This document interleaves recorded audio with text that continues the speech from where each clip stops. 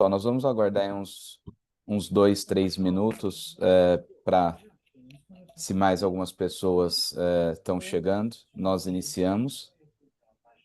Nós estamos aqui com o Dr. Rodrigo Dias, advogado da VBD, que tem nos auxiliado e durante toda a reforma tributária e em vários outros casos, né, Rodrigo? Dá uma Sim. assessoria jurídica aí para a Brastoa, junto com o Douglas, e está muito inteirado de tudo que acontece na parte da reforma, está fazendo a ponte junto à Receita Federal conosco, mandando os nossos questionamentos, fazendo os textos e nos ajudando a escrever, vamos por dizer assim, né, normas que vão pautar a reforma tributária, ou vão pautar a nossa atuação, né, assim que aprovado junto ao comitê gestor a reforma. Mas eu acho que já pode começar. Já temos 30 e poucas pessoas aqui, meu. Dá mais um minutinho, Arnaldo, aí a gente já vai. Só para. Uma questão: às 10 horas nós temos que impreterivelmente estar finalizando. Tanto o Rodrigo Dias quanto eu temos compromissos aí presenciais, mas principalmente por ele, que não pode se dilatar muito aí no tempo hoje. Tá, Rodrigo, te dou a palavra então, vamos seguindo. Um bom dia a todos, obrigado pelo convite, Fabiano. Deixa eu só colocar vocês aqui na minha tela aqui para olhar. Obrigado pelo convite, Fabiano, Manina também.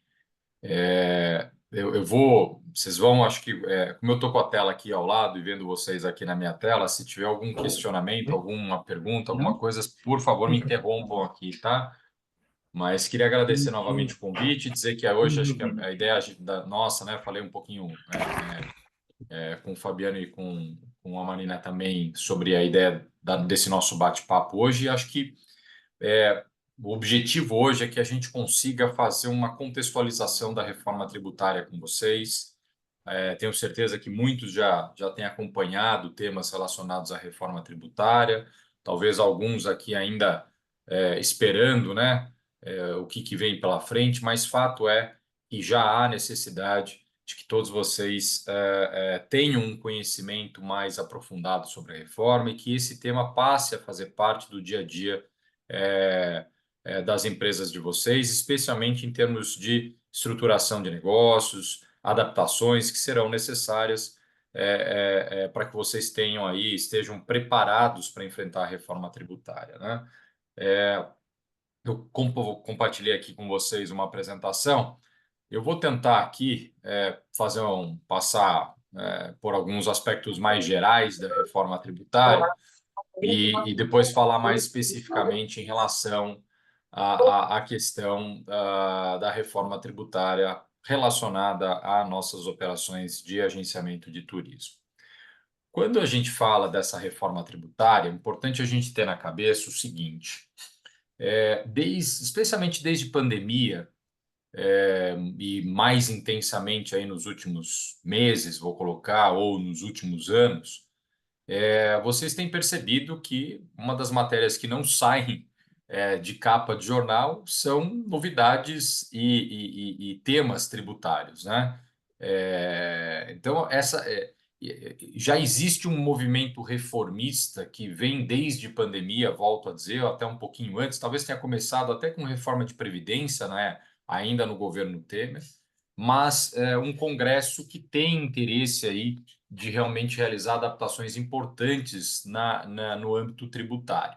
Isso implica alterações em diversas formas de tributação.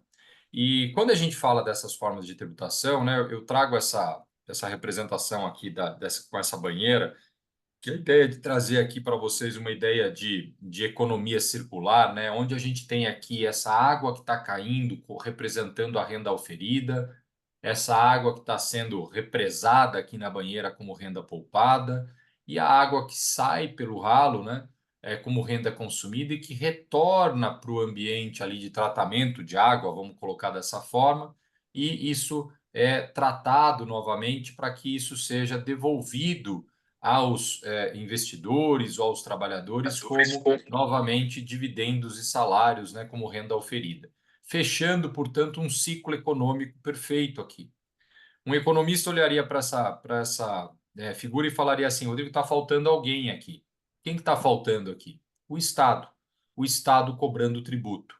E o Estado olha para essas situações específicas de renda oferida, renda poupada e renda consumida, e cria ou seleciona fatos para cobrar tributos a respeito disso. Então, ele cobra tributos de renda sobre a renda oferida, sobre a renda poupada, tributos sobre patrimônio e sobre renda consumida, né? Aquilo que a gente consome, tributos que incidem também sobre essa renda consumida. Hoje nós vamos falar desses tributos da renda consumida aqui. Por que eu estou isolando isso? Porque hoje a gente não vai tratar de reforma da renda, a gente não vai falar hoje de IOF, aliás, ainda bem que não temos mais nada para falar de IOF depois do decreto, né? Então, acho que uma conquista e um recado do Congresso em relação a isso, ninguém aguenta mais tributo, acho que é importante a gente ter esse recado, sem prejuízo de termos responsabilidade de fecharmos nossas contas, a gente entende que isso é importante, mas não cabe mais aumento de carga tributária. Mas voltando, a gente vai falar dessa renda consumida. E essa renda consumida, pessoal, no mundo todo, ela é tributada por um tributo que chama IVA, ou VAT, né? Imposto sobre Valor Adicionado. Aqui no Brasil, a gente vai ver que a gente tem vários tributos que incidem sobre essa renda consumida, mas lá fora utiliza-se essa ferramenta de tributação chamado IVA, que é um tributo, foi criado ali em meados ali dos anos nós estamos falando aí na metade do século passado, praticamente, e lá na França, né, eles criam esse tributo e fazem uma forma de tributação em que se tributa apenas na produção de um bem ou um serviço aquilo que é entendido como valor adicionado, acréscimo, né? O que isso significa? É como se um fornecedor, ao vender um produto dentro da cadeia produtiva, né, para uma outra empresa que vai produzir, vai agregar valor a isso e assim por diante até chegar ao consumidor final, essa cadeia de produção, você tem uma espécie de um paga-recebe, né? Eu pago tributo para comprar um produto do Fabiano, mas eu tomo crédito desse mesmo tributo. E isso vai seguindo desta forma na cadeia até a gente chegar no consumidor final. Esse efetivamente vai realizar o pagamento do tributo de maneira integral e não vai tomar crédito. Então, ele vai ser, vamos chamar assim, o contribuinte de fato, aquele que vai arcar financeiramente com o pagamento desse tributo. Então, essa é a técnica de tributação do valor adicionado, em que o imposto é cobrado em cada etapa da cadeia de fornecimento, né? Sempre que houver acréscimo de valor no produto ou serviço, e nós temos aqui também o destaque de que o valor do imposto é suportado pelo consumidor final. Então, é importante a gente ter isso na cabeça para a gente entender, porque isso vai mudar a forma como a gente estrutura e pensa os nossos negócios aqui. Mais um ponto importante: essa reforma tributária trouxe como pilares importantes simplicidade tributária, neutralidade fiscal e eficiência tributária, com alguns objetivos: redução de litígio, transparência, não cumulatividade, que é esse formato que eu expliquei para vocês de cobrança de tributo, e tributação no destino, ou seja, a tributação ela é devida agora lá onde o nosso consumidor se encontra. Mas eu queria ficar em dois pontos específicos aqui para a gente. Primeiro deles, neutralidade fiscal. O que é isso? Algumas vezes eu vi, né, até especialistas dizendo: a reforma está trazendo uma neutralidade fiscal, mas eu vou pagar mais imposto. A neutralidade fiscal, esse princípio da neutralidade, ele não quer dizer que a gente vai pagar a mesma quantidade de tributo. Não, pelo menos do ponto de vista específico ou isolado de cada atividade. Há, de fato, uma determinação nessa reforma tributária de que a arrecadação global dos tributos não ultrapasse a atual.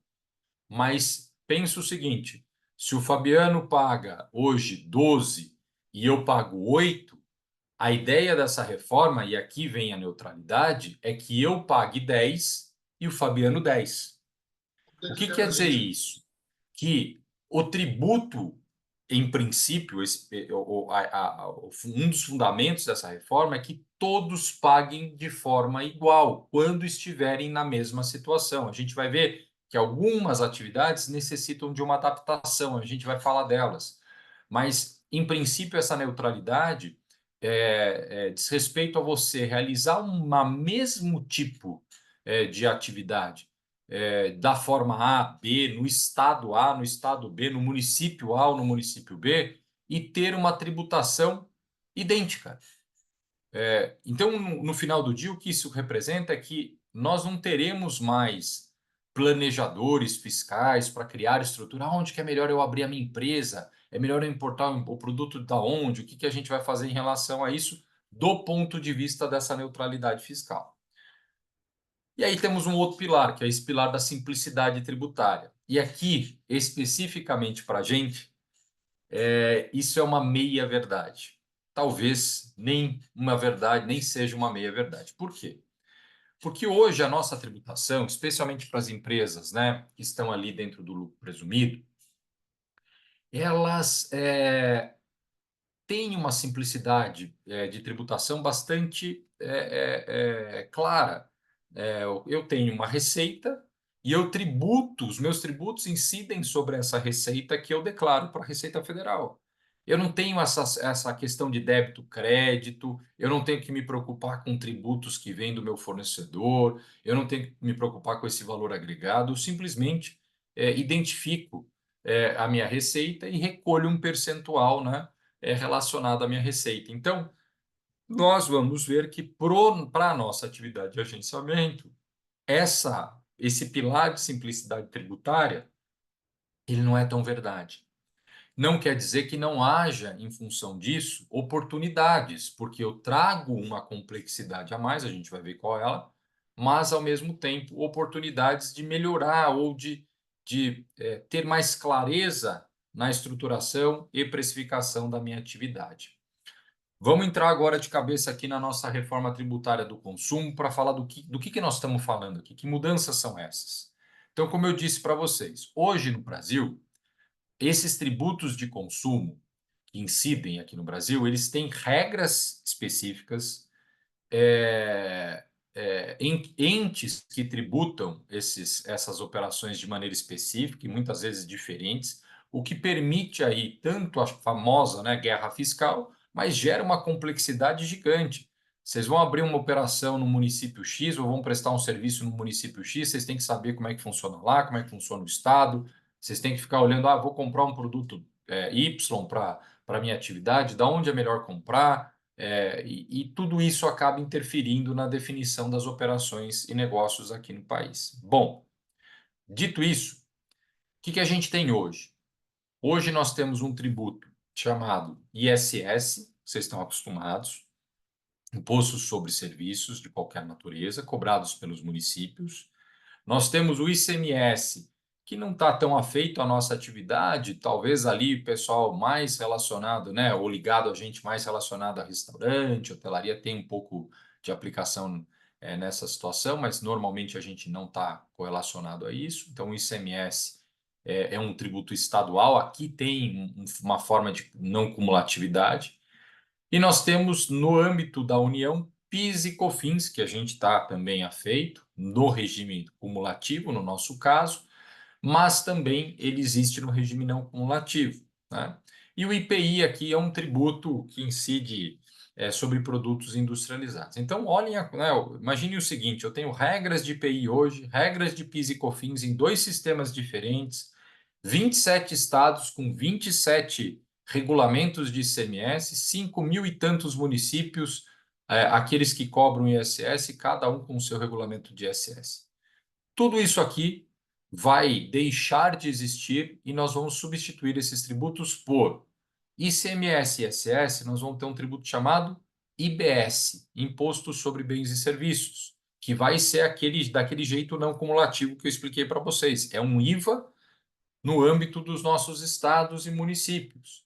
PIS e COFINS deixam de existir e eu crio um irmão gêmeo do IBS chamado CBS, que também vai incidir sobre a mesma base do IBS, né? E em substituição ao PIS e COFINS. E nós vamos ter também o tal do imposto do pecado, o imposto seletivo, que deveria substituir o IPI, mas por uma força grande ali em relação à Zona Franca de Manaus, houve a decisão de manter o IPI para os produtos produzidos na Zona Franca de Manaus, né? Perdão, para aqueles que tenham produção lá dentro da Zona Franca de Manaus, mas que também possam ser produzidos fora, e esses de fora vão acabar tendo uma carga tributária maior em benefício daqueles produzidos na Zona Franca de Manaus. Então, esses são os tributos que nós vamos ter a partir de agora. Mas, Rodrigo, só muda o nome? Não, não muda só o nome. Muda estrutura, muda conceito, muda a forma da gente calcular esses tributos, né?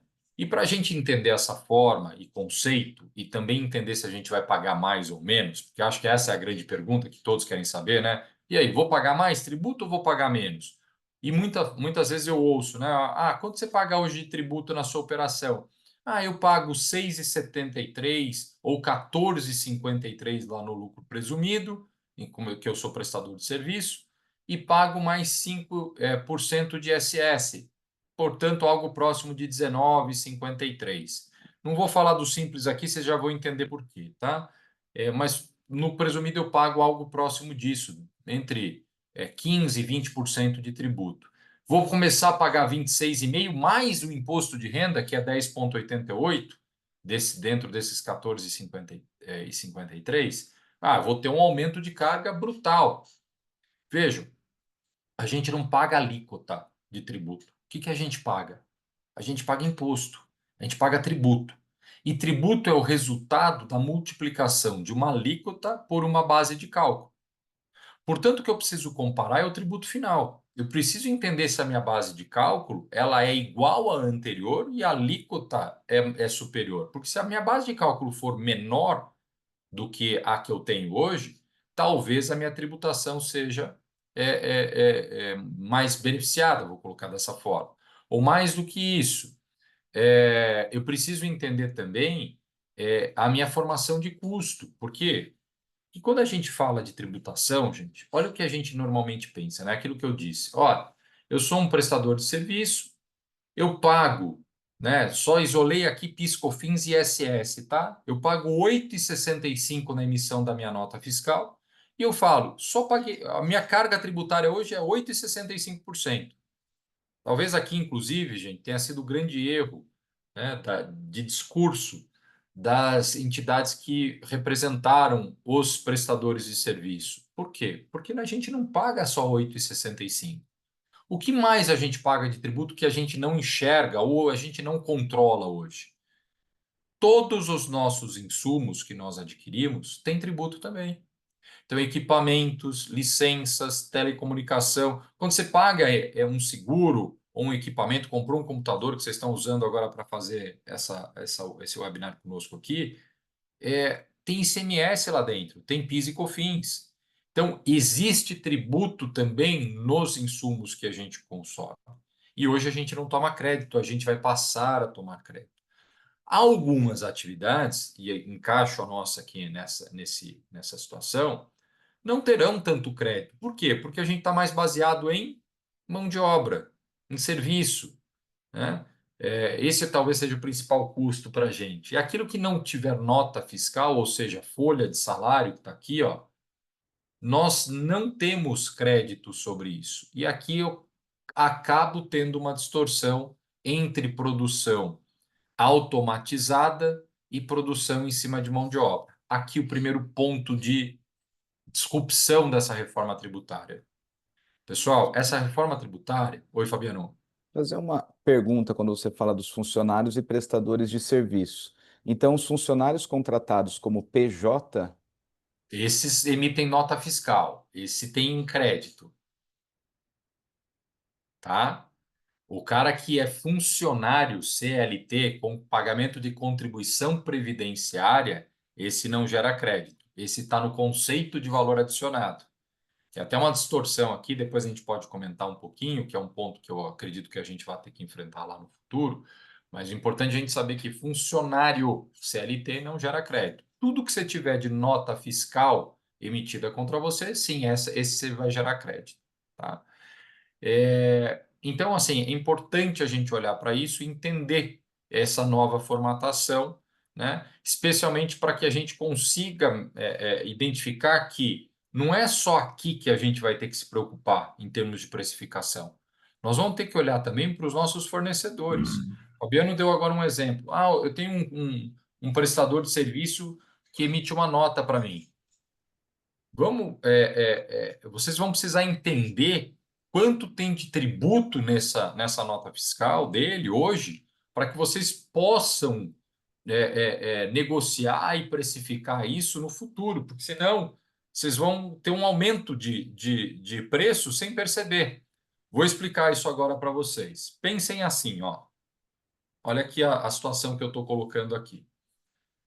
Hoje, como é que funciona para a gente? Eu fiz aqui uma cadeia de produção em que uma empresa de TI presta serviço para o escritório de advocacia, o escritório de advocacia presta serviço para a agência presta serviço ao consumidor final. Ok? Eu viro lá para o cara de TI e falo, TI, preciso que você faça um serviço no meu escritório. Ele fala assim para mim, Rodrigo, o preço é 125. Quanto eu pago para ele? 125. Quanto que ele percebe de preço? 125 menos PIS, COFINS e ISS. Eu estou só tirando o tributo do consumo, tá, pessoal? Então eu tiro 10,81. Ele percebe de preço, gente, 114,19. Mas eu paguei 125. Quanto eu percebo de custo se eu não tomo crédito? 125. Aí eu vendo um serviço para vocês. Vocês falam, Rodrigo, eu preciso que você faça aqui um serviço X. Eu falo, ok, Fabiano, custa 250. O Fabiano, na agência dele, que é lucro presumido, por exemplo, paga para mim 250 de preço. Quanto eu percebo de preço, porque eu pago PIS, COFINS e ISS? 228,37. E quanto o Fabiano percebe de custo ao me pagar esses 250? 250. Porque ele não toma crédito dos tributos que eu pago. E o Fabiano vai vender isso para o consumidor final a 375 e ele paga 32,44. Quanto que o consumidor final dele percebe de preço? 375.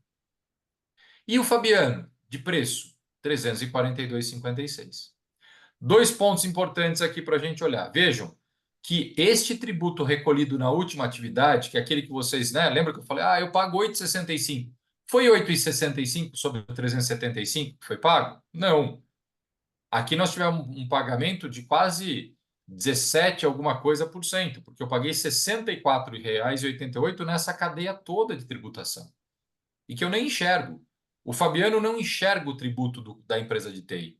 E isso vem inserido no custo do meu serviço para o Fabiano. Tá? Então, essa é a sistemática atual, em que eu tenho o tributo inserido dentro do preço, né? Resíduo tributário, que a gente chama, né? Que eu não percebo, e o preço, ele compõe, né? Ele está composto com esse tributo. E eu tenho uma diferença entre preço percebido por quem presta o serviço e por aquele que consome o serviço prestado. Pelo menos na cadeia produtiva, eu vou colocar dessa forma. Muito bem. Como é que fica essa situação na nova sistemática de não cumulatividade dentro de uma estrutura do IVA? Vamos lá? Olha só. Primeiro, eu virei lá para a empresa de TI e perguntei, TI, quanto que é o valor do serviço de vocês? Aí ele já muda, ele fala, Rodrigo, meu preço é 100, só que sobre esse 100 tem 25 de tributo. Vejam que eu estou pagando os mesmos 125 aqui para a empresa de TI. Nós vamos ver a diferença disso depois. Aí eu paguei os 125. Mas quanto que eu percebi de preço? Se eu vou tomar crédito de 25? Eu percebi de preço 100. Paguei 125, mas 25 me deu o que de volta? Crédito. Portanto, eu pago 125, tomo 25 de crédito e o meu custo daquele serviço é 100. Idem nessa segunda situação. Cobrei 250 do Fabiano, mas o preço é 200. O IVA da operação é 50. Eu já tinha recolhido 25 aqui, recolho a diferença. Só 25. O Fabiano percebe um preço de 200 e eu percebo um preço de 200. Notem aqui já a diferença. Fornecedor e consumidor do serviço, eles percebem, dentro da cadeia produtiva, eles percebem o mesmo preço. O que significa dizer que o tributo não interfere nessa precificação no meio da cadeia. E aí o consumidor final paga os mesmos R$ 375, mas ele não tem crédito, então ele percebe o mesmo preço dessa cadeia anterior. Só que olhem aqui, ó, aqui eu recolhi R$ 75 na operação final de tributo, certo? Que é exatamente a quantidade de tributo da cadeia toda. Opa! Então quer dizer que eu consigo identificar agora, na cadeia produtiva, quanto exatamente tem de tributo naquele produto. Já é uma diferença importante. Segunda diferença, se eu paguei R$ 75 aqui, e aqui eu paguei R$ 64,88, e o meu consumidor final pagou os mesmos R$ 375, alguém perdeu dinheiro nessa cadeia aqui. O que aconteceu? O que eu fiz de errado aqui na hora de precificar esses serviços que levou a alguém perder dinheiro? O que eu fiz aqui? Ó? Eu cobrei os mesmos 125 daqui. Por que eu não me atentei se eu cobrei os mesmos 125 e estou perdendo dinheiro? Porque eu não isolei o tributo. Eu não consegui isolar o preço sem o tributo. Qual que era o preço sem tributo? Quanto eu deveria ter cobrado aqui do Rodrigo, quando ele me perguntou quanto é o preço, ou empresa de TI, daquilo que você me cobrava 125? Quanto era o preço dele aqui? Ó? 114,19. Esse deveria ser o preço aqui em cima. 114,19, para ele não perder dinheiro. E mais do que isso, gente, se o Rodrigo percebia um preço de 125, lembra que eu falei que o Rodrigo não toma crédito? Então, quanto que eu percebia de preço? 125. Então, para mim, esse serviço já tinha um custo de 125. O que significa dizer que a empresa de TI ela tem de 114,19 até 125 de espaço para tentar negociar comigo, porque ela pode virar para mim e falar assim: Rodrigo, você já pagava 125 antes. Qual que é a diferença para você agora? O que eu vou responder de volta para ela? Sim, mas você percebia um preço de 114,19. Então, haverá essa negociação para quem tiver conhecimento desta especificidade da reforma tributária. Vocês vão ter que negociar, e aí eu faço uma pergunta aqui para vocês. Vocês têm ideia de quanto vocês pagam de tributo nos insumos, nos prestadores que vocês contratam para prestar o serviço que vocês prestam hoje? Vou responder por vocês. Provavelmente vocês não fazem ideia. Por quê? Porque isso não é importante hoje para vocês, mas vai passar a ser. E é fundamental que vocês prestem atenção nisso e comecem já a olhar para isso, não só para saber negociar melhor esse preço, mas porque vocês vão ser exigidos pela Receita Federal e pelo Comitê Gestor, que são esses dois órgãos que vão tratar desses tributos, a prestar informação sobre esses créditos que vocês consomem na cadeia. Então, vocês vão ter que olhar para isso a partir de agora. E isso exige, gente, uma mudança de mindset. Não dá mais para a gente pensar como a gente pensava antes. Vou dar um exemplo para vocês. Hoje a gente vira para o nosso pessoal de suprimentos, lá de compras, e fala assim: pague o mais barato possível. Esse pague mais barato possível é pagar mais barato com o quê? Com o tributo dentro. Então, o que acontece? Se vocês receberem dois orçamentos hoje, um de 125 e um de 120, o que vocês vão contratar para o mesmo serviço, mesma qualidade? O de 120, porque é mais barato. Só que se eu falar para vocês que esse de 120 ele tem um preço de 110 e um tributo de 10, e o de 125 ele tem um preço de 100 e um tributo de 25. Quem que vocês vão contratar lá na reforma tributária? O de 125, porque o preço é 100, vocês vão tomar 25 de crédito. O outro que era 120, o preço é 110, vocês só tomariam 10 de crédito. Então, em um você está pagando 110 de preço e outro você está pagando 100. Rodrigo, você quer dizer então que talvez faça sentido eu pagar mais para o meu fornecedor do que eu pago hoje, e isso ainda vai ser melhor? Talvez, porque agora você vai virar o pessoal de suprimentos e vai falar assim: ó, eu quero pagar o mais barato com maior crédito. E isso interfere, gente, a gente vai ver, a questão dos, especialmente das empresas do Simples. A gente vai falar um pouquinho disso. Ó, você tem uma pergunta aqui, ó, o Sérgio Martins está perguntando: custo de taxa de cartão. Existe possibilidade da agência acreditar? As instituições financeiras, empresas de cartão, etc., elas têm um regime específico de tributação e vai ter CBS e IBS lá também. Então, vocês vão se creditar do IBS e CBS contido lá na taxa. A questão aqui, ó, vou pegar esse caso da taxa. Quanto vocês pagam hoje de taxa de cartão de crédito? Vou chutar um valor aqui, 5%. Tá? Dentro desses 5%, pessoal, tem tributo. Eu não sei se a gente vai conseguir melhorar essa taxa, mas a gente vai ter que impulsionar isso, vai ter que vou chamar assim, criar massa crítica nessa discussão, para que as instituições reduzam desses 5% a parte do tributo, porque senão elas estão aumentando o preço. Se dentro dos 5% tem lá PIS e COFINS, né, e ela não vai mais pagar esse PIS e COFINS, ela deveria reduzir esse 5, vou também chutar aqui, sei lá, para 4,8. Né? Então, vocês têm que negociar isso. Esta é a ideia dessa reforma, né? Você olhar para a sua base de custos, né, do seu DRE, lá, aquilo que você tem lá de custo e despesa, e identificar o que tem de tributo ali e tentar começar a negociar isso em termos de aproveitamento de crédito. E depois a gente vai falar aqui de precificação para o cliente final.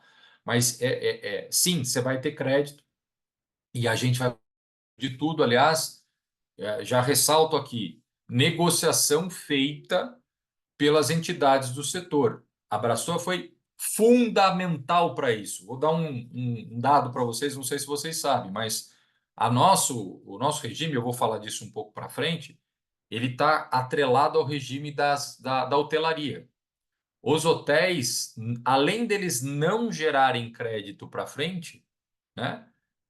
Eles também não tomam crédito da operação. Então, assim, eles não geram crédito para a operação para o futuro. A gente conseguiu tomar o crédito para trás e gerar crédito para frente. Isso foi uma vitória importantíssima nas discussões que nós tivemos lá. O Fabiano vai lembrar ali com o secretário APIP, falando: olha, isso aqui é importante, o que a gente faz aqui é fundamental que a gente tenha essa sistemática de creditamento aí, tanto na entrada quanto na saída, e foi uma vitória conquistada pelas entidades, especialmente aqui pela Abraçoa. Então, eu queria reforçar para vocês, gente, talvez isso aqui seja o mais importante que eu tenho para falar para vocês hoje. Essa mudança de mindset. Hoje a gente pensa em preço com tributo, é assim que a gente pensa em precificação hoje. Nós teremos que começar a pensar em preço sem o tributo por dentro. Tá? Especialmente em relação aos nossos fornecedores e quando a gente fornece serviço para empresas que são contribuintes de IBS e CBS. Para o consumidor final, ele vai pagar as duas coisas juntas. Então, para ele, de fato, é importante entender quanto cabe no bolso em termos de precificação. Mas a gente precisa entender o que é preço e o que é tributo para que a gente consiga formar um preço bem feito para esse consumidor final, olhando para a nossa cadeia produtiva. Bom, dito, né, isso, ó, talvez volto a dizer a parte mais importante, vamos entrar aqui na parte mais específica do nosso setor. Essa reforma trouxe 4 grandes regimes ali de tributação. Um chamado regime geral, que vai ter a mesma alíquota para todas as atividades. A base de cálculo é o valor da operação e eles vão tributar isso nesse formato de crédito e débito. Ok? Esse é o regime geral aqui. Aí eu tenho um regime diferenciado, em que eu vou ter alíquotas reduzidas que serão aplicadas a essas atividades. Por que isso existe? Porque o Estado olhou e falou assim: puxa, eu sou responsável por dar educação e ensino, é a responsabilidade do Estado, saúde, transporte e outras atividades correlatas que ajudam a estruturar o Estado, vou colocar dessa forma. Então, essas atividades aqui, para não onerar tanto o consumidor, eles resolveram reduzir a alíquota. Esse é o regime diferenciado. Regime favorecido, olha as empresas do Simples aqui. Vou falar rapidamente delas, tá? As empresas do Simples, a rigor, nós não teremos alteração de regime de tributação. Vai se pagar um IBS e CBS, mas dentro daquela alíquota do próprio Simples, que a tendência é manter as alíquotas atuais, né? Pode ser que tenha um ou outro ajuste, mas a tendência é a manutenção dessas alíquotas atuais do Simples. Qual que é o problema que eu tenho com isso? Para quem é empresa do Simples e presta serviço para a pessoa física, como a pessoa física não toma crédito, não tem diferença nenhuma. Mas se é uma empresa do Simples que presta serviço para uma empresa que está dentro da cadeia produtiva, isso pode ter diferença. Por quê? Porque a empresa do Simples só vai transmitir o crédito daquilo que ela efetivamente recolher. Portanto, agora, o que era antes um diferencial competitivo das empresas do Simples, que era pagar menos tributo do que uma empresa do lucro presumido, para quem presta serviço para pessoa jurídica, esse diferencial competitivo não vai existir. Porque o tributo, como eu disse para vocês, não compõe mais o custo da operação. Então, se eu pagar para uma empresa do Simples, por exemplo, 115, sendo 100 de preço e 15 de tributo, e para uma empresa do lucro presumido, 125, sendo 100 de preço e 25 de tributo, essa empresa que está adquirindo esses produtos não tem diferença de preço. Os dois cobraram 100. Um me deu 15 de crédito, por isso eu paguei 100 mais 15. A outra eu paguei 100 mais 25, mas ela me deu 25 de crédito. Então, esse diferencial competitivo das empresas do Simples para prestar serviço para empresas que estão dentro da cadeia produtiva, ele vai deixar de existir. E aí a empresa do Simples ela vai ter uma opção. Ela pode ficar no sistema do Simples e recolher esse tributo de maneira favorecida, né, com um valor menorzinho, mas ela vai gerar menos crédito para a cadeia subsequente. Ou ela pode optar por ir para o regime geral, falando, ó, eu quero estar no regime geral porque eu quero tomar todo o meu crédito, eu quero repassar todo o meu crédito para frente e eu quero entrar nesse sistema que as outras empresas estão também na parte de IBS e CBS, tá? Todo o resto ali do Simples fica preservado. Então, a empresa do Simples vai poder fazer isso. O que significa dizer, provavelmente, gente, que quem tem empresa do Simples e presta serviço para pessoa física e presta serviço para empresas que serão contribuintes de IBS-CBS, o proprietário dessa empresa do Simples provavelmente vai começar a se dar conta de que ele vai ter que ter duas empresas do Simples.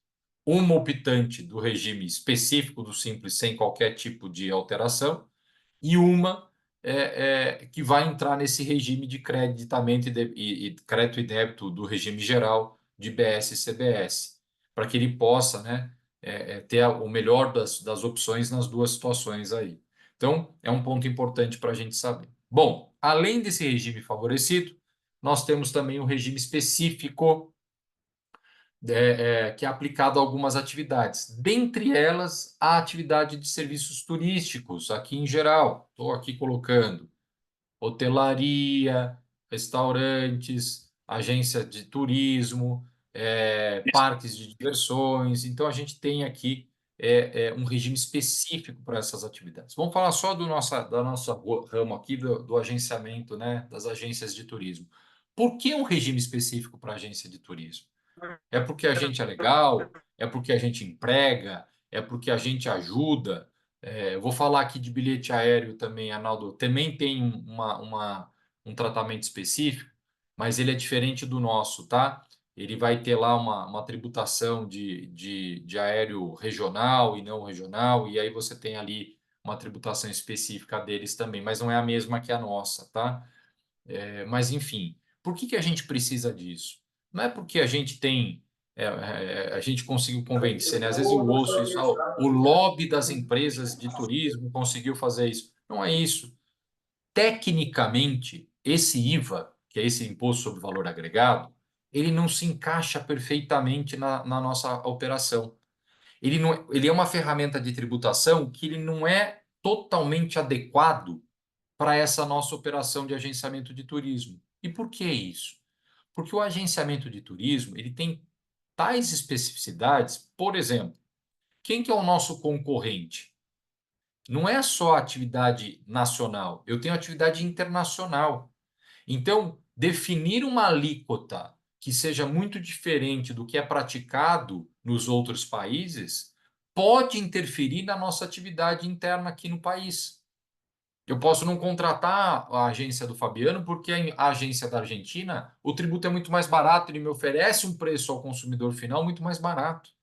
Então, eu preciso me preocupar com isso, né? Todos os países na Europa que adotam IVA olham para isso e competem em função disso, aplicando uma alíquota específica para as atividades turísticas, especialmente ali do agenciamento também, e hotelaria.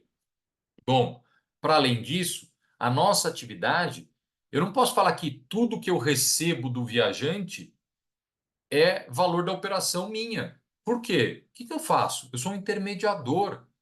Eu recebo valores que o viajante me entrega para pagar empresas intermediadas. Vou pagar o hotel, vou pagar o aéreo, vou pagar o transfer. Então, eu sou um intermediador dessa operação.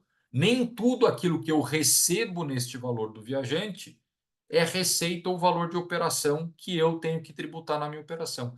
Daí a necessidade da gente ter um regime específico para as operações de agenciamento de turismo. E aqui o nosso regime. O que é o nosso regime? Então, o que nós temos para o nosso regime? Primeiro, a nossa base de cálculo, né, é o valor da operação, com dedução dos valores repassados a fornecedores intermediados pela agência, com base em documento fiscal que subsidia a operação de agenciamento. Então, se eu tiver um documento fiscal que subsidia a minha operação, mostrando que eu estou intermediando aquela operação, isso não vai fazer parte da minha base de cálculo desse novo tributo. Pessoal, isso aqui é fundamental. 2 pontos importantes aqui. Primeiro, nós conseguimos colocar de maneira muito clara dentro da nossa operação que a gente tem como receita, né, ou como valor da nossa operação apenas a atividade de agenciamento de turismo. Isso é fundamental, né? É aquilo que a gente repassa para os nossos para as empresas intermediadas não faz parte da nossa base de cálculo, mas desde que a gente tenha documentação fiscal. Taviano está perguntando, como vai ficar essa comprovação documental em remessa internacional? Então, Taviano, a gente está trabalhando justamente nisso na regulamentação. A ideia é que a gente tenha, né, dentro disso, né, informações que tenham relação, por exemplo, como você trouxe aqui remessa internacional, vou trazer mais uma, bilhete aéreo. É um ticket que eu tenho, não tem um documento fiscal, né? Eu tenho lá um ticket ali relacionado à emissão da passagem aérea. Então, esses documentos nós vamos elencar nessa regulamentação para deixar isso muito claro o que é, né? Vai ser lá invoice que a empresa de fora vai mandar? Posso colocar o contrato de câmbio? Como é que vai ser essa história, né?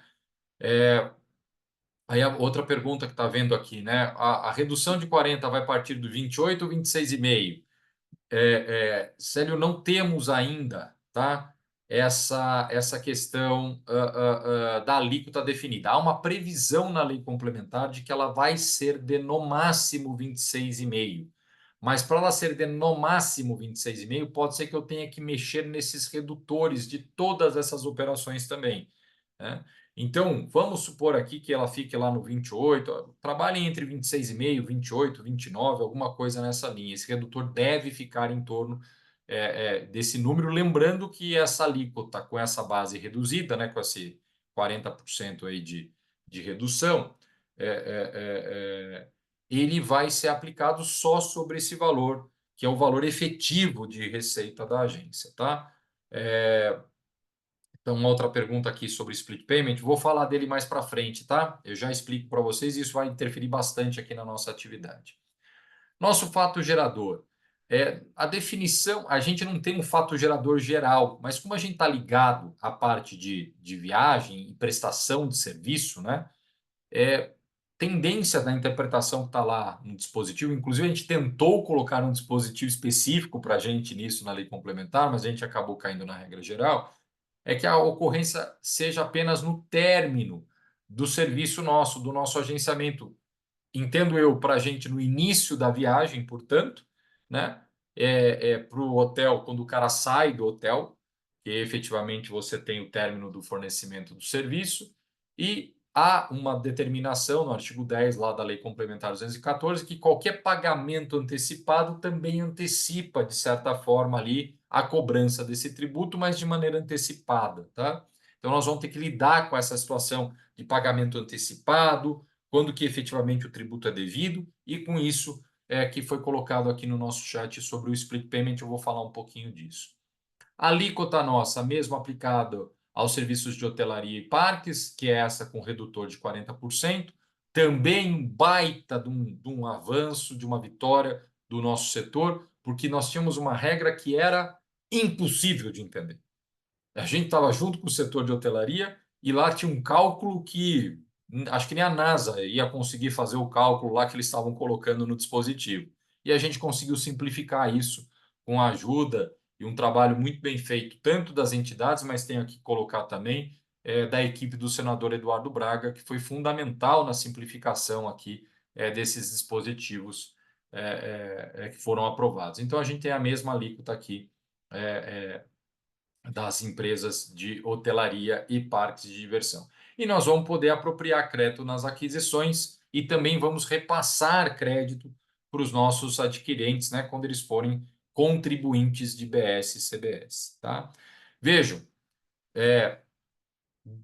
temos aqui, portanto, né, agora vamos fazer um comparativo. Antes eu pagava 3,65%, discussão de qual era a minha base, se era valor cheio, se não era, discussões sobre eu não tinha crédito, agora eu vou ter crédito, a minha base é só a minha intermediação, né? E eu tenho um redutor de 40%. Então, se eu falar aqui, nós estamos falando ali em 27%, 5,4%, 10,8%, em cima de 27%, nós estamos caindo ali para 16%, mais ou menos. Vou arredondar aqui em 16%, tá? 16 sobre o quê? Sobre esta base reduzida que nós temos aqui. Antes eu estava em 8,65 sobre uma base que eu não tinha muito certeza. Agora eu estou ali perto de 15, 16 sobre esta base específica que a gente está colocando. E mais do que isso, eu posso tomar crédito. Então eu vou ter que olhar para os meus fornecedores para saber quanto eu tenho de crédito e aí efetivamente entender a minha precificação. Oi, Fabiano, não sei se você quer falar alguma coisa. Não, não. Posso seguir? Bom, vamos falar do split payment então. Que bom que eu aqui fui seguindo aqui, as perguntas vieram exatamente aqui na linha dos slides aqui, dos pontos que eu ia trazer aqui para vocês. Como é que funciona o split payment? E olha como isso vai mudar a nossa vida, gente. Split payment, pessoal, é como se eu tivesse uma escrow, né, ou uma conta garantida com a autoridade fiscal. Então imagina o seguinte, o viajante vai receber um documento fiscal, e aqui já primeiras questões, né? Hoje a gente manda lá o cartão, manda um boleto, e depois a gente é que vai fazer o recolhimento do tributo. O cliente nem vê isso, muitas vezes nem pede nota fiscal nossa a respeito disso. Há uma chance bastante razoável, para não dizer quase que certeza, de que para que a gente emita o nosso documento de cobrança para o nosso cliente, a gente já tenha que identificar os tributos incidentes na nossa operação.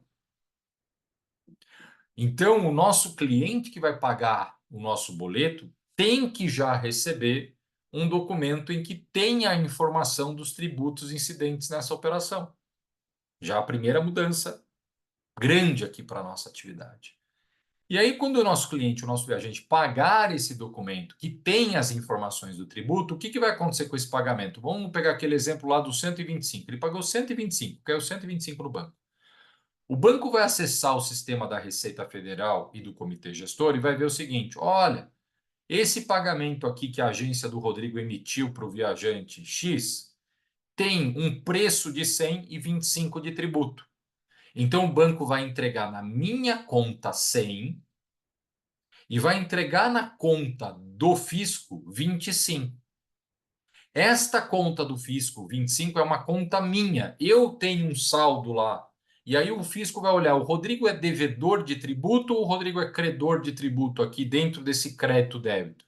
E ele apura lá que o meu saldo, apesar de eu ter colocado mais 25 aqui, eu já tinha lá um saldo, então eu fiquei credor, por exemplo, de 15 de dinheiro nessa conta. Este 15 de dinheiro que eu sou credor, eu posso pedir de volta para a autoridade fiscal, para que ela me entregue aqui em dinheiro efetivamente na minha conta de forma liberada. Então, eu vou splitar, por isso split, né? Eu vou dividir esse pagamento do cliente em um pagamento de preço que cai na nossa conta e um pagamento de tributo que vai cair numa conta de fiscalização, de acompanhamento e de apuração de tributos da Receita Federal e do Comitê Gestor. O que significa isso? De um ponto de vista de fluxo de pagamento, nós vamos perder fluxo de caixa, porque o dinheiro já vai para o fisco diretamente, ele não passa pela nossa conta corrente. Então, nós vamos ter que olhar para isso e entender e precificar isso ao longo das nossas atividades. Segundo ponto, maior formalização.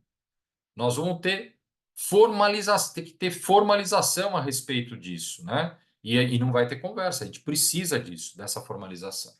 Então, a gente vai passar por uma mudança importante aí do setor em relação a esses temas de formalização e precificação.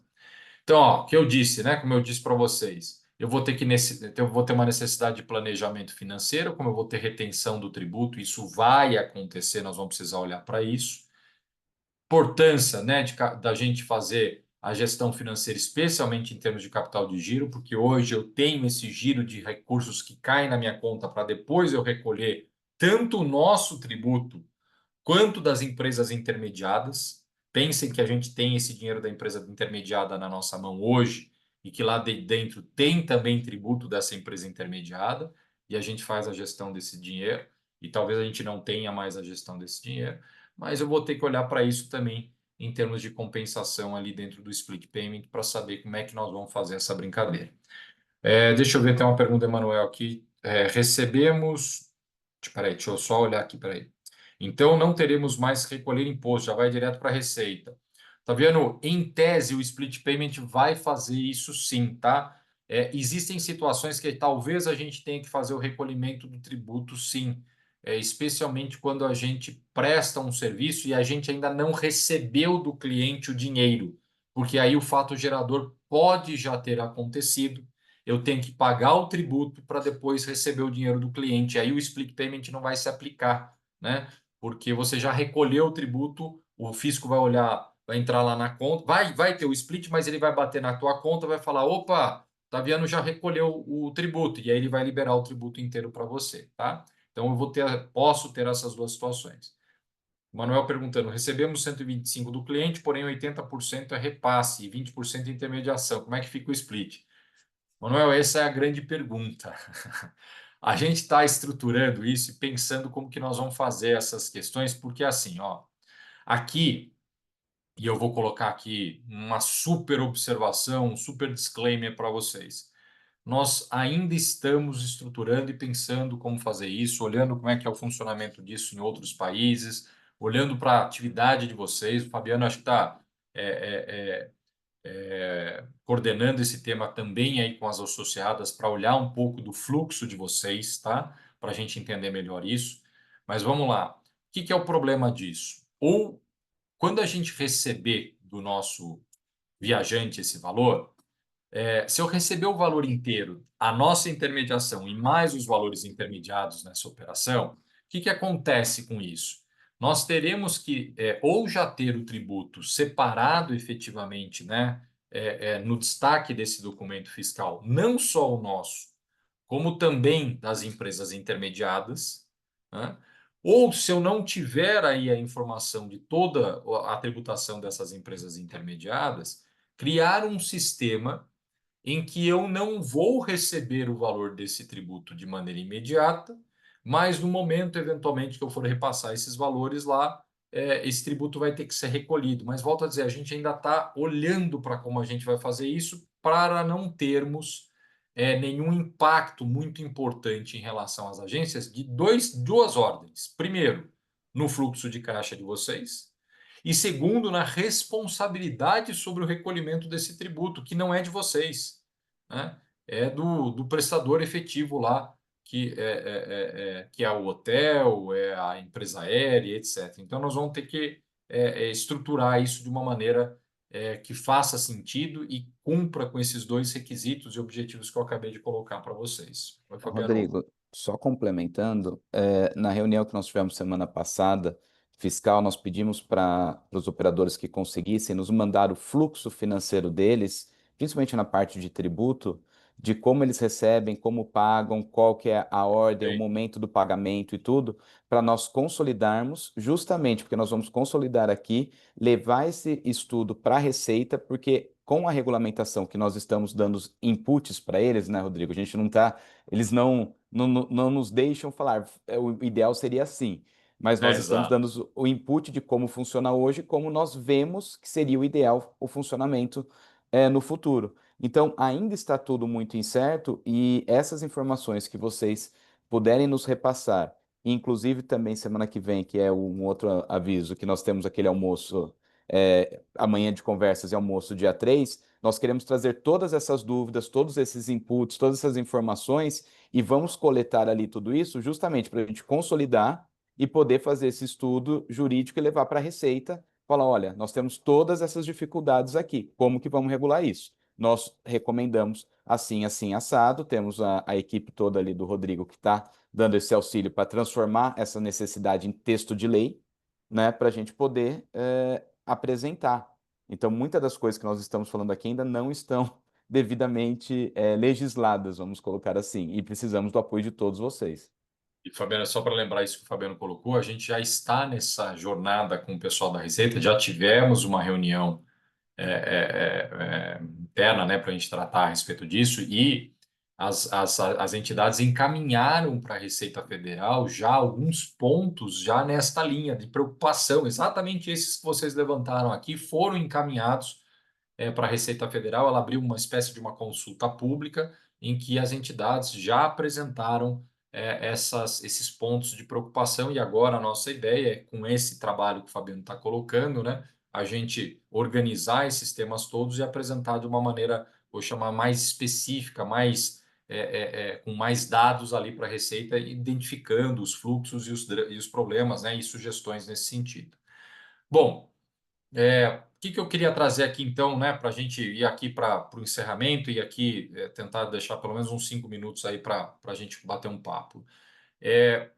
Pontos de atenção: crédito de IBS e CBS, né? É importante a gente pensar aqui que nós temos crédito, que tem a não cumulatividade, então vocês precisam olhar para isso. Vai ter que ter a necessidade de uma gestão contábil a respeito disso. Então, pessoal, não dá mais para pagar aquele meio salário mínimo para o contador. O contador é um profissional importante na nossa vida.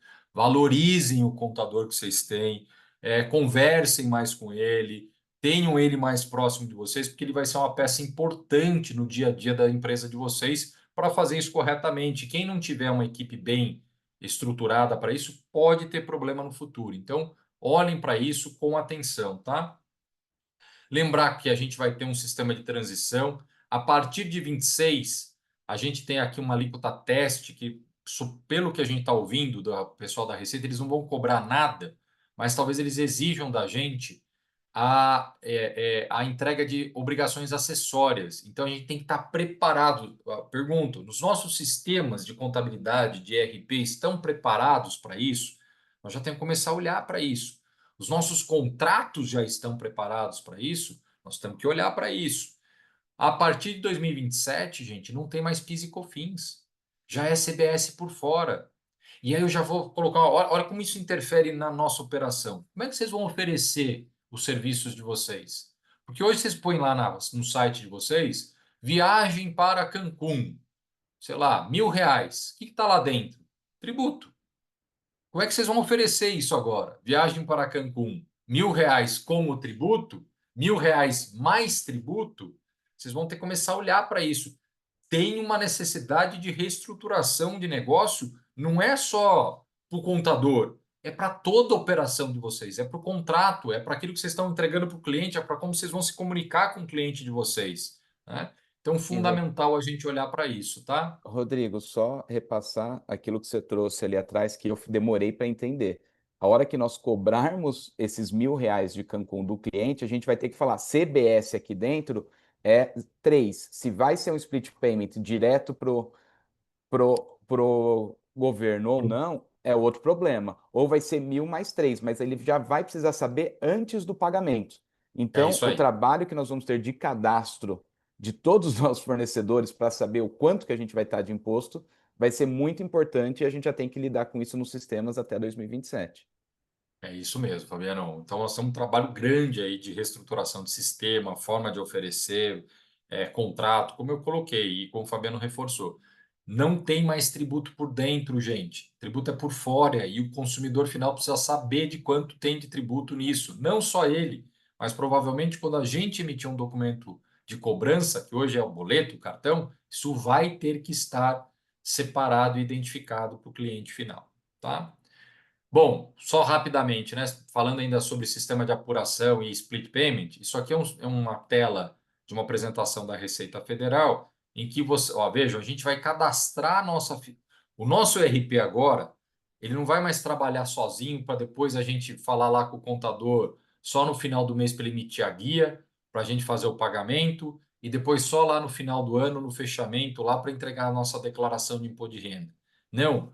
O tempo todo que a gente emitir documento fiscal para os nossos clientes, isso em termos de momento, forma de emissão, nós vamos falar com o RP da Receita Federal, que é o que eles estão chamando de sistema de apuração assistida do tributo.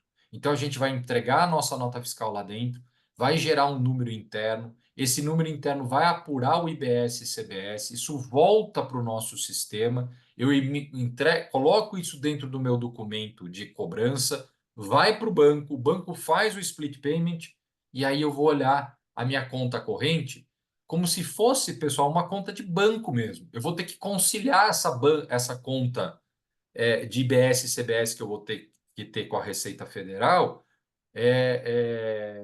em relação a esses valores aqui que nós vamos ter lá, né? O Arnaldo está perguntando, desculpe, não entendi como vamos nos creditar sobre os valores do aéreo. Arnaldo, se você está intermediando a operação do aéreo, então significa dizer o seguinte: você cobrou do Rodrigo 1.000, vou falar que 200 é teu e 800 é do aéreo.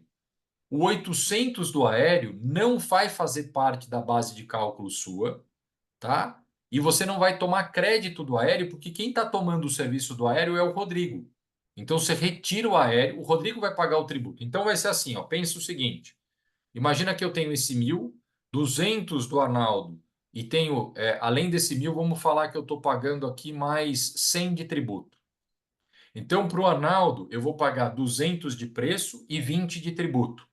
Para o aéreo, eu vou pagar 800 de preço, vamos supor que é a mesma alíquota, e 80 de tributo, né? Você vai emitir um documento fiscal para mim, por exemplo, volto a dizer, não temos isso claro ainda, tá?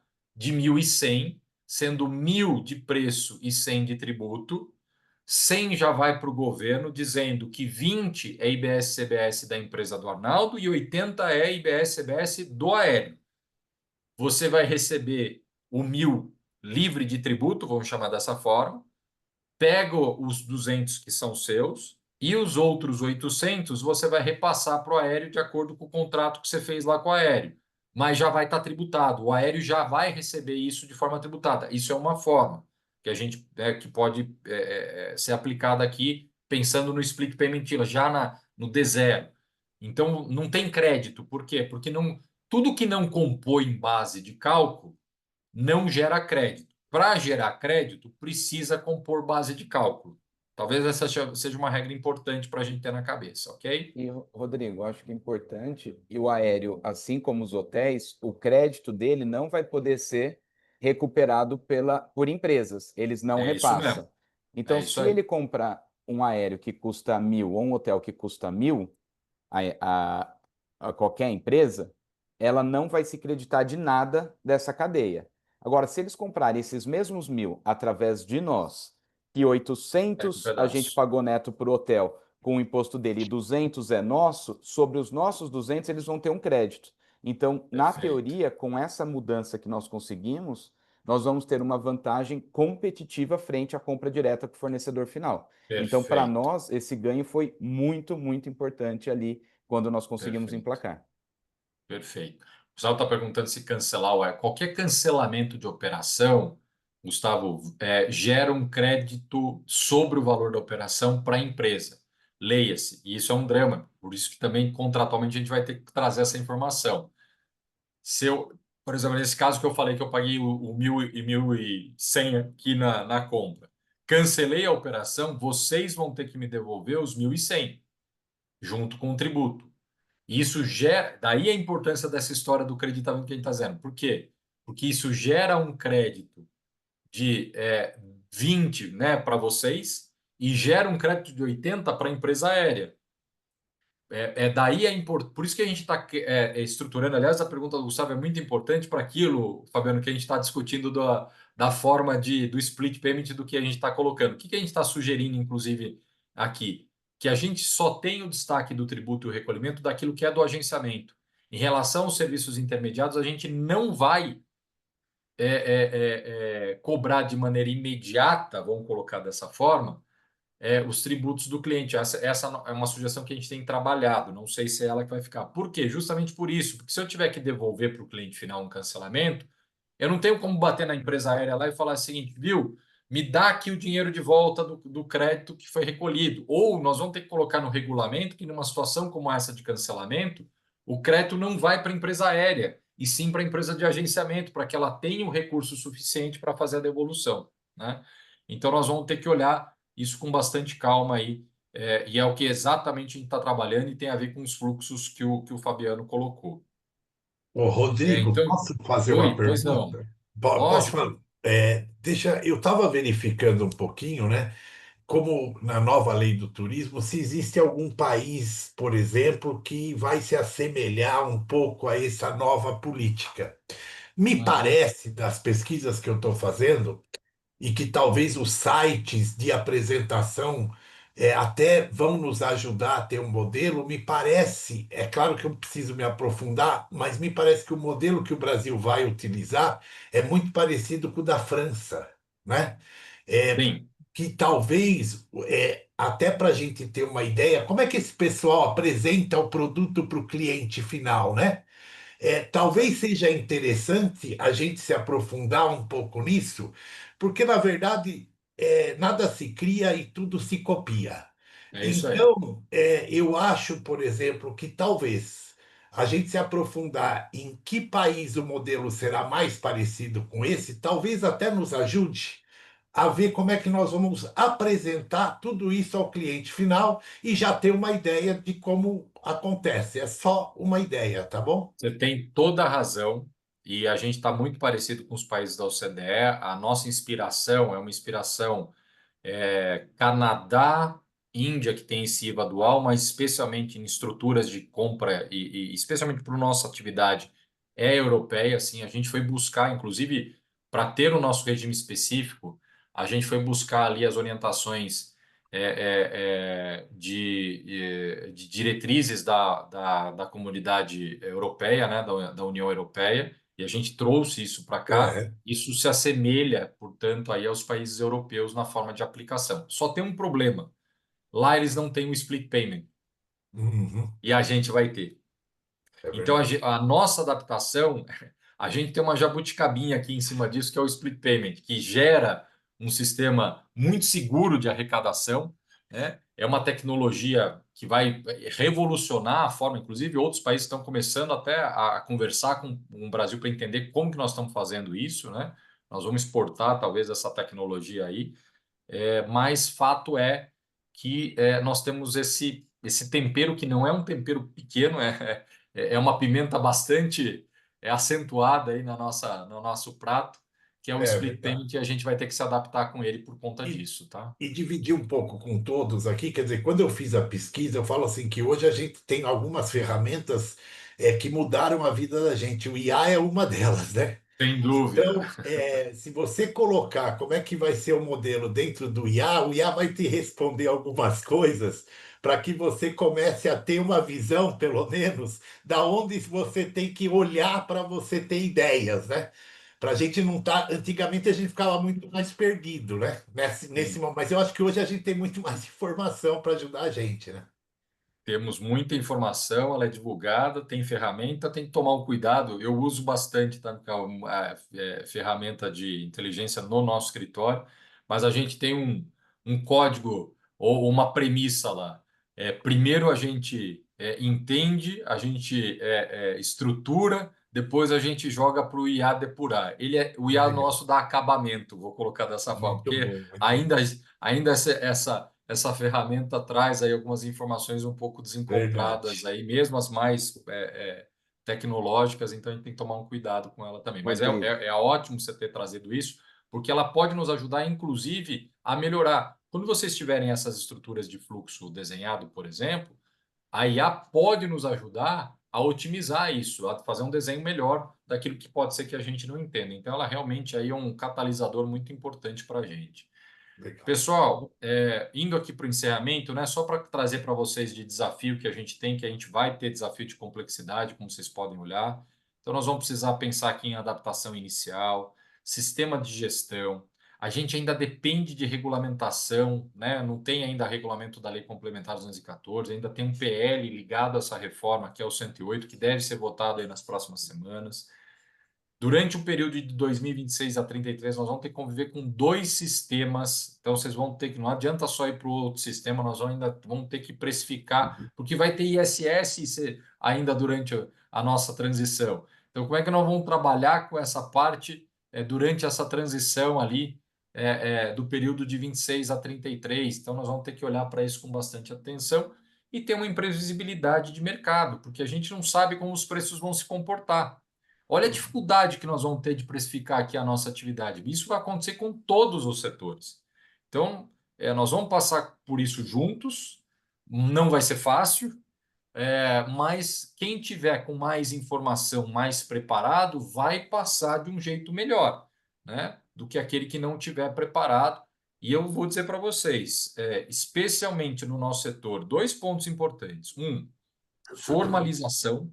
Não vai ter conversa, nós vamos ter que lidar com formalização dentro do nosso setor, isso é fundamental. O segundo ponto é, diz respeito à parte de tecnologia, pegando aqui o que o Carlos trouxe para a gente. Nós teremos que nos adaptar em termos de tecnologia. Essa reforma tributária, ela é indutora de produtividade. Isso significa que a gente vai ter que usar mais tecnologia dentro das nossas operações. Então é importante a gente olhar para isso também, porque isso vai ser uma realidade importante daqui para frente. Temos oportunidades, como eu disse, na industrialização, tributação apenas do valor agregado. Tem possibilidade, sim, de redução de carga tributária. Quem se estruturar bem vai enxergar aí possibilidade de puxar crédito. Pode ser que não seja uma carga menor do que a gente tem hoje, mas em relação às novas operações, se eu tiver bem estruturado, eu posso ter otimização. Vou ter barreira de entrada. Não vai ser fácil abrir uma agência. Se eu não tiver estruturado, se eu não conhecer a operação agora, né, e entender a operação, a gente vai ter dificuldade. Então, isso de fato vai ter aí. A gente não vai ter mais aí qualquer situação, vou abrir uma agência, né? Vou virar aqui uma agência de turismo para vender. Eu lembro muito aí de conversas de jantar, né? Estou viajando tanto, né? Comprando tanta passagem, fazendo tanto hotel, vou abrir uma agência assim. Estou falando brincando, mas eu já ouvi essa conversa algumas vezes. E a gente vai ter mais barreira de entrada em cima disso. Vocês vão ver que vocês vão profissionalizar bastante o setor e isso vai trazer aí benefício para o setor, para aqueles que ficarem também em termos de profissionalização e necessidade de planejamento, gente. De fato, volto a dizer, um dos exemplos que eu dei para vocês aqui em relação aos contadores de vocês é um ponto fundamental. Vocês vão ter que ter esse cara próximo, porque esse aspecto tributário passa a fazer parte do nosso dia a dia de uma maneira bastante importante. Isso vai fazer diferença aí na forma como a gente realiza as operações. Fabiano, eu avancei um pouco mais do que eu deveria aqui, peço desculpas. Consigo ficar mais 5 minutinhos aqui com vocês. tá. Vou parar de compartilhar minha tela. Queria agradecer novamente, dizer que eu estou à disposição Obrigado, aqui de vocês. Rodrigo. Obrigado pela explanação. Pessoal, essa foi uma explanação, acho que inicial, mais básica e geral para nós entendermos e saber que nós precisamos de vocês, tá? Então isso é importante para trazer também esses questionamentos.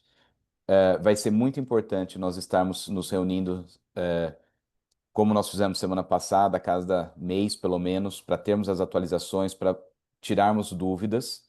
Se necessário, nós vamos chamar o Dr. Rodrigo junto com a sua equipe para dar uma outra palestra, dar mais explicações, assim que nós tivermos, assim não, vai ser necessário, assim que nós estivermos um pouco mais avançados, com mais certezas. Todas as dúvidas que vocês tenham ou que venham a surgir, passem para os nossos e-mails, para o André, para mim, para a Marina, que nós vamos estar juntando tudo isso para realmente levarmos, seja para o nosso corpo, seja para a receita, porque nós não temos, acho que as respostas todas ainda, né, Rodrigo? Esse é um grande problema, não está regulado. Então, nós vamos atrás disso. Por favor, nos passem. Mais uma vez, terça que vem vai ser muito importante para nós nos reunirmos e termos essa troca de informações. Esse é um dos pontos que eu acho que nós temos que conversar pessoalmente, tirarmos dúvidas e conversarmos. Então, se inscrevam, a gente vai mandar de novo no grupo para nós estarmos juntos na terça e trocarmos essas informações todas. E, e é isso. Se alguém tiver alguma pergunta aí para o Dr. Rodrigo ainda de última hora, que nós possamos fazer aí, senão nós encerramos. Fiquem à vontade, é o microfone de vocês.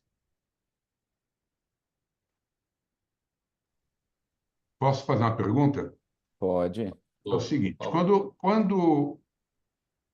Rodrigo, quando a gente monta um pacote, porque tudo que você me falou, você nos explicou, quando você vem de linha a linha, é uma coisa. Quando eu monto um pacote e junto hotel, carro, avião, guia, como é que vai fazer esse cálculo todo? Vai ser tudo linha a linha? Eu vou ter que apresentar linha a linha para ter cada imposto para o meu cliente e eu não vou poder mais fazer o pacote tudo junto, correto? É assim, não é que você não vai poder fazer, você vai poder fazer, e acho eu aqui que você tem duas opções nessa situação, tá? O que vai acontecer num primeiro momento, pelo que eu estou entendendo aqui? Você vai ter que apresentar linha a linha, por quê? Que muito provavelmente dentro dessa linha a linha, você pode ter alíquotas diferentes. O aéreo é um exemplo disso, tá? Então você tem que fazer isso de maneira separada, especialmente porque você quer fazer o quê? Retirar da tua base de cálculo aquilo que você está intermediando. Então você tem que apresentar linha a linha para retirar da tua base de cálculo aquilo que você está intermediando. Agora, por exemplo, dentro da nossa atividade da Lei Geral do Turismo, tem algumas coisas que nós, como agência, como operadores, a gente é permitido a fazer. Vou organizar lá, vou pegar o cara no hotel, vou levar ele até o restaurante, vou trazer ele de volta, vou fazer isso e está dentro ali de um pacote, que é o que você colocou. Eu posso trazer isso como insumo da minha atividade de agenciamento, colocando isso dentro do meu preço. Só que se eu coloco isso desta forma, isso tudo não é intermediação, é insumo. Então, esse conceito de insumo e intermediação, vocês vão ter que deixar isso muito claro. Se é intermediação, vai ter que vir discriminado. Se é insumo, dá para colocar para dentro. Então, vocês vão ter que olhar para isso de uma maneira bastante clara, aí, inclusive na forma de emissão de documentação fiscal. Arnaldo, o entendimento que nós tivemos aqui, acho que foi segunda-feira passada, né, doutor Rodrigo? É o Foi. seguinte, e nós estamos redesenhando tudo isso, tá? De novo, por isso que é importante vocês mandarem tudo para nós. Mas é o seguinte, eu vou poder apresentar o preço de 10 mil. Só que a hora que eu mandar, que eu vou ter que emitir o meu documento fiscal para o passageiro pagar, lá na frente, que vai ter a nossa nota fiscal, vai ter ali a comissão da agência, vai ter a nosso ganho, vai ter o cada hotel que eu posso só discriminar lá na frente a hora que ele pagar. Ele concordou com o preço, ele paga. Só que a hora que ele for pagar, ele vai saber exatamente o que é o preço de quem, o que é o imposto de quem. Ou nós vamos falar, esse é o preço e cada um desses impostos você paga localmente, que também é um outro modelo que está sendo discutido. Então a gente precisa estar entendendo todos os problemáticos de cada modelo para sugerir alguma coisa melhor para a Receita, e não está fácil. Ô, Não é gente, simples, gente. É um desafio grande. eu queria passar isso para a versão internacional. Quando a gente manda alguma coisa para um receptivo, a gente paga todos os serviços de uma vez só. Se tem voo interno, se tem guia, hotel, alimentação, tudo de uma vez só. E o único documento que a gente tem hoje é só, entendeu? É um documento só. Como é que a gente vai apresentar isso linha a linha? Como é que a gente vai proceder nesse caso? Não, mas nesse caso, você vai ter uma linha. Vai ser uma. Porque essa invoice foi emitida por provavelmente uma operadora lá de fora para você. Porque se você está fazendo isso junto, é uma operadora de fora que está fazendo. É como se você tivesse duas intermediações. E você está intermediando a intermediadora. Então você vai ter uma linha da intermediadora lá de fora dizendo: ó, isso aqui é uma operação para fora. E um detalhe, tá? Nessas de pacote internacional, não tem, em princípio, IBS e CBS sobre os serviços prestados lá fora. Porque isso é devido lá fora, é o IVA lá fora. Lembrem o seguinte, até dei um exemplo, Fabiana. Além de ser, né, um apaixonado por direito tributário, especialmente da atividade de vocês, eu adoro viajar também. Então, isso aqui para mim é quase um prazer em dobro aqui, quando eu estou com vocês. Por que que eu estou dizendo isso? Porque quando eu vou para fora, eu reparo muito como é que isso acontece lá fora. Então, eu vou fechar um hotel muitas vezes, estava falando isso, Fabiano. Você tem algumas situações de agências e plataformas lá de fora que você fecha e você é obrigado. Vem um disclaimer. Rodrigo, você está pagando 1.000 euros no hotel e quando você chegar lá, você vai ter mais o VAT, que é o VAT, né? O IVA deles lá. Então, eles destacam isso para fora. O cara recebe o valor do hotel, mas eu tenho o tributo a ser cobrado no hotel. A gente faz isso aqui também. Muitas vezes, se vocês forem pegar a divulgação de preço de hotelaria, especialmente os hotéis, vocês são super acostumados com isso. O que que tem lá? Valor da diária mais ISS, taxa de turismo, não é separado? Não é assim que a gente vê muitas vezes a divulgação de preço, e é isso que a gente vai ter. Então, a gente vai ter que olhar muito como é que isso funciona e trazer elementos para que a gente possa fazer isso de uma maneira segura, né?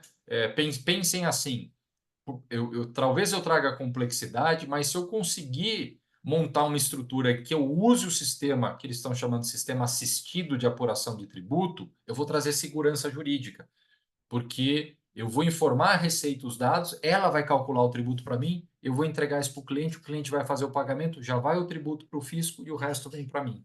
Então a gente vai ter só que pensar, né, como é que nós vamos estruturar essas operações para, volto a dizer, cumprir com aqueles dois requisitos: proteger o fluxo de caixa de vocês, né, e não responsabilizar vocês por tributos que não são próprios das operadoras, enfim, das agências de turismo.